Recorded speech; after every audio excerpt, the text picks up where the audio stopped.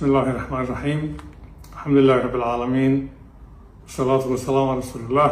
waxaan marka hore tacsi u dirayaa waalidiintii ehelkii iyo qaraabadii ka geeriyoodeen marxuumiintii qalaasii magaalada Boorama bishan ranteeda ka dhacay ku dhintay. ehel waalid waxaan leeyahay samir iyo iimaan, intii dhimatayna waxaan leeyahay ilaahay waxaan ka baryayaa in ilaahay jannadii ka igu dambi dhaafo. inta dhaawaca ilaahay waxaan ka baryanaa dhammaanteenba inuu booga dhago. arrin bay ahayd qalaasi la joojin kari lahaa, laakiin way iska qornada way dhacday. laakiin way aragni waxay noo noqoto oo laga digtoonaado mar dambe inay saas kaloo dhacdo. arrinta labaad raba inaan ka hadlo waxa weeye dadka walaale ee ku wada noolaa, hadda ku wada nool, ee ku wada noolaan doonaa galbeedka Somaliland, gobollada Salal iyo Awdal, oo qalaasi ka dhex taagan yahay oo dad badan oo si kale u arkaya ay shirar iyo meelo iskugu yimaadaan oo ay ka wadaan qalaase nacayb iyo dagaal iyo rabshad keeni kara. waxaan leenahay ilaahay ha laga yaabo.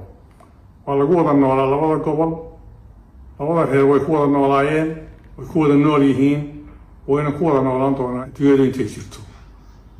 walaa timaada keeni maysa wax kale ee dhimasho iyo dhaawac oo laga dhaxlo guri duma oo madoobaada, goblan iyo agoonnimo laga qaadun bay keeni kartaa.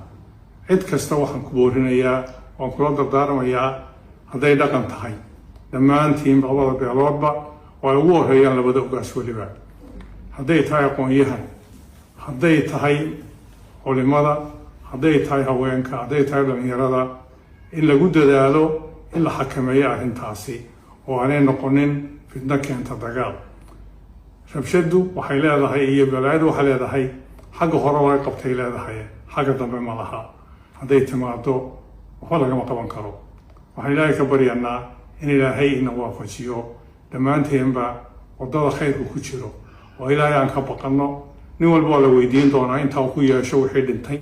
ilaahay waxaan ka baryanaa in ilaahay ina qaboojiyo, jidka khayrka qabana ina waafajiyo. geeri iyo dhibaato bay keeni balaayo, nabaduna waxay keentaa nolol iyo barwaaqay keentaa.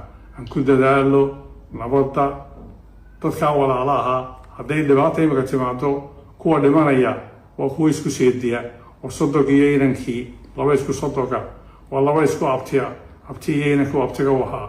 marka arrintaasi yaan la fudaydsanin, laga dadaalo. wax kasta waxaan ku xallin karnaa dhammaan iyadoo gacmaha la isqabsanayo labada beeloodba iyo inta kale Somalilandba iyo xukuumadduba. waan ku dadaalanaa, waana la joojin karaa. si kasta oo ka fiican sidanna waa lagu dhammayn karaa. ilaahay waxaan ka baryayaa in arrintaasi sida khayrka qaba ay ku fiican tahay, dhammaanteenba inaan waafajiyo. intii dhimatayna Allah naxariisto, inta dhaawacana Allah u bogdhayo. waalidkii iyo ehelkii iyo qaraabadiina samiriina Allah ka siiyo. dhammaantiin waan salaamayaa.